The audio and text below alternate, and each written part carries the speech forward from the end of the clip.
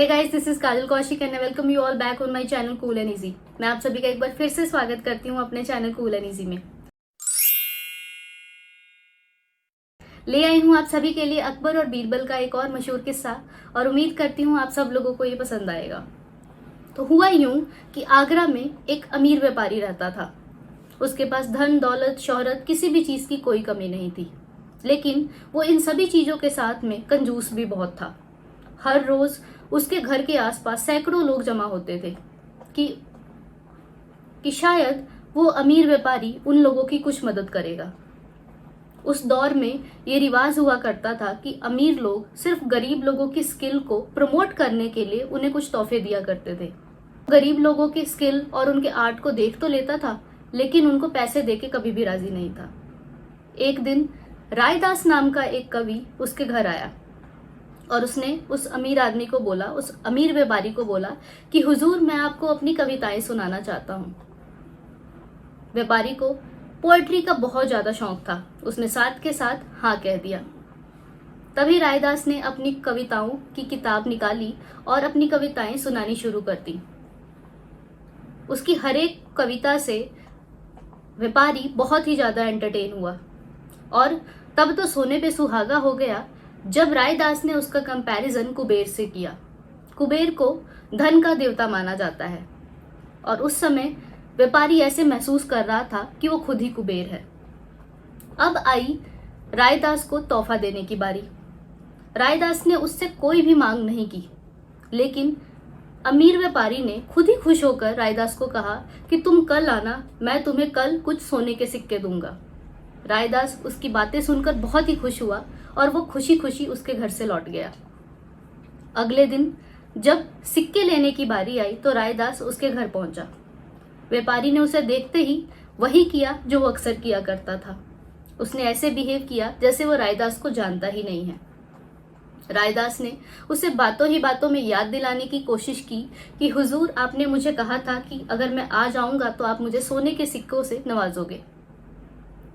व्यापारी कहता कि मैं मानता हूं कि तुम्हारी कविताएं अच्छी हैं, लेकिन तुम्हें ह्यूमन बिहेवियर की अभी समझ कम है। ये बात सुनकर रायदास बहुत ही उदास हुआ, क्योंकि वो अपनी पोएट्री में व्यस्त था और उसे लगा जैसे किसी ने उसकी इमोशंस को हर्ट किया है। उसे पैसे भी नहीं मिले और वो उदास होकर वहां से चला गया। जब वो रास्ते में अपने घर को लौट रहा था तो उसे बीरबल घोड़सवारी करते हुए नजर आए।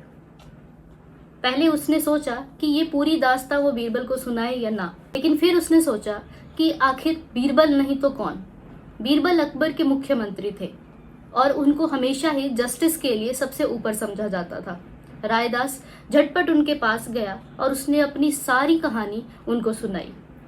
बीरबल ने जब रायदास को बहुत ज्यादा मायूस देखा तो उसे अपने घर ले गए और वहां पे उन्होंने एक प्लानिंग की। बीरबल ने रायदास को कहा, तुम अपने किसी ऑनेस्ट फ्रेंड के पास जाओ, उसे 5 सोने के सिक्के देना और उसे ये कहना कि वो अमीर व्यापारी को जाके डिनर के लिए इनवाइट करे, वो भी पूर्णिमा के दिन। रायदास ने उनकी सारी बात सुनी।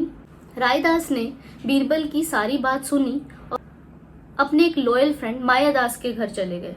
मायादास को रायदास ने पूरी सिचुएशन समझाई और उसे ठीक वैसा ही करने को कहा जैसा बीरबल ने उन्हें समझाया था। अगले ही दिन मायादास उस अमीर व्यापारी के घर गए और उन्होंने ठीक वैसे ही किया जैसे बीरबल ने करने को कहा था। उन्होंने अमीर व्यापारी को कहा कि हुजूर, पूर्णिमा वाले दिन मैं आपको डिनर के लिए इनवाइट करने आया हूँ। मैं आपको सोने के बर्तनों में खाना परोसूंगा और जाते समय आप उन बर्तनों को अपने साथ लेकर जा सकते हैं।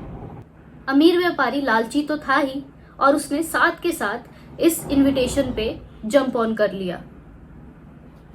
अब आया पूर्णिमा का दिन। जब अमीर आदमी मायादास के घर पहुंचा, जब अमीर व्यापारी पूर्णिमा की रात डिनर पे पहुंचा तो वो देख के बहुत हैरान हुआ कि वहां पे सिर्फ मायादास और रायदास थे। पर उसने इस बारे में ज्यादा नहीं सोचा, क्योंकि उसने पूरे दिन खाना नहीं खा रखा था, ये सोचकर कि अगर खाने को सोने के बर्तनों में परोसा जा रहा है तो खाना तो पक्का अच्छा ही होगा। रायदास ने और मायादास ने प्लानिंग के हिसाब से खाना पहले ही खा लिया था। व्यापारी सुबह से भूखा था, हर मिनट उसकी भूख बढ़ती ही जा रही थी। अंत में 12 बजे के करीब उसने मायादास को कहा कि प्लीज अब मुझे खाना परोस दो, मुझे बहुत ज्यादा भूख लगी है। मायादास कहते कौन सा खाना, कौन सा इनविटेशन। फिर व्यापारी ने उन्हें याद दिलाया कि आप मेरे घर आए थे मुझे डिनर पर इनवाइट करने के लिए। तभी रायदास बोला क्या आपके पास इसका कोई प्रूफ है। मायादास ने उन्हें कहा कि हमने आपको प्लीज करने के लिए यहाँ पे नहीं बुलाया था, आप प्लीज उदास ना हो। हम गरीब लोग किसी की मदद चाहे नहीं कर सकते, लेकिन हम किसी की भावनाओं को ठेस भी नहीं पहुंचाते हैं।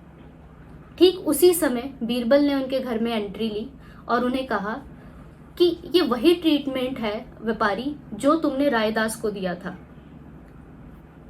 जब ये बात व्यापारी ने सुनी तो उसे अपनी गलती का एहसास हुआ, उसने अपने घुटने टेक दिए।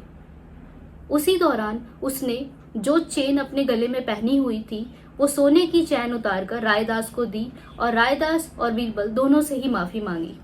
जब इस बात की खबर अकबर तक पहुंची तो उन्होंने भी रायदास और बीरबल को तोहफे देकर उनका सम्मान किया। तो ये थी बीरबल की जस्टिस की कहानी और क्यों उनके राज्य में उन्हें जस्टिस का देवता कहा जाता था, इसका प्रूफ। उम्मीद करते हैं आप सब लोगों को ये पसंद आई होगी। हमारी वीडियो को लाइक एंड शेयर जरूर कीजिए। हमारे चैनल को अगर आपने अभी तक सब्सक्राइब नहीं किया है तो जरूर कीजिए। अगली बार फिर मिलेंगे एक नए किस्से के साथ। Till then